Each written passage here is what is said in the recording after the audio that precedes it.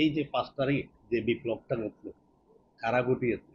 যৌবন এই বিপ্লবটা ঘটিয়েছে। আমরা এটাকে ছাত্রও বলতে পারি, জনতাও বলতে পারি, বাট যৌবন এই যে বিপ্লবটা ঘটিয়েছে, এই বিপ্লবটা প্রয়োজন ছিল।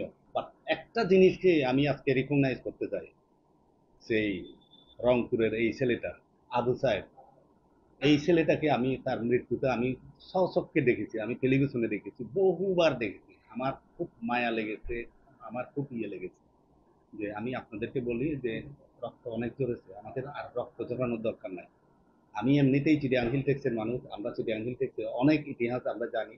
বাট আমি এই মানে এইভাবে যে আহ, মানুষ যে মারা যেতে পারে, মারা যেতে হয়, অকল্পনীয় এটা। যাই হোক, এটা দায়িত্বটা মহান দায়িত্ব। আমি শুধু আমার কৃতজ্ঞতা প্রকাশ করছি যারা এর মানে সিলেকশনের বিষয়ে যারা সংশ্লিষ্ট ছিল। আমি আমাদের নোবেল লরিয়েট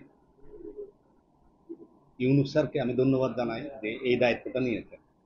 উনি আমাদের ইমেজ, আমি ফরেন সার্ভিসে কাজ করেছি, সুতরাং আমি জানি আমাদের এই যে আমাদের দেশে একটা ইমেজ বিল্ড আপ দরকার, যেটা উনি বিল্ড আপ করে দিতেন বা পারবেন, এটা আমি মনে প্রাণে বিশ্বাস করি।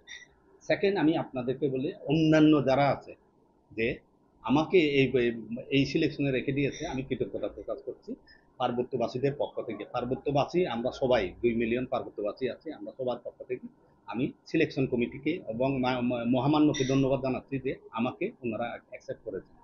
আমি মনে প্রাণে চেষ্টা করব যে চিটাং হিল টেক্সের মেসেজগুলি যেন আমি ঢাকায় তাদের কাছে পৌঁছে দিতে পারি। আপনারা জানেন যে এই এলাকাতে গরিব মানুষ সবচেয়ে বেশি। এই এলাকাতে কোয়ালিটি এডুকেশন নাই, লাইভলিহুডে কঠিনভাবে আছি আমরা।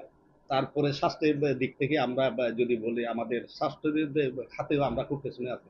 সুতরাং আমি চেষ্টা করব যে আমার এজেন্ডা হবে কোয়ালিটি এডুকেশন, লাইভলিহুড ডেভেলপমেন্ট। আর একটা বিশেষ জিনিস আছে আমাদের চিটাং হিল টেক্সে।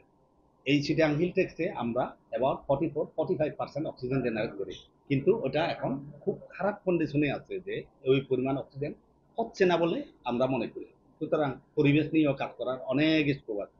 সুতরাং আমার ইয়েটা হচ্ছে শিক্ষা, স্বাস্থ্য বা লাইভলিহুড আর পরিবেশ, এগুলি আমি সিরিয়াসলি দেব। আর তাছাড়া আরেকটা জিনিস আছে যেটা আমাদের চিন্তা ভাবনা করতে হবে, সেটা হচ্ছে এই এলাকার শান্তি নিয়ে চিন্তা ভাবনা করতে হবে, এবং এখানে একটা এগ্রিমেন্ট হয়েছে, ওই এগ্রিমেন্টটা নিয়েও চিন্তা ভাবনা করতে হবে। আমাদের এই এলাকায় কিছু জিনিসের দরকার আছে। কি কি দরকার আছে?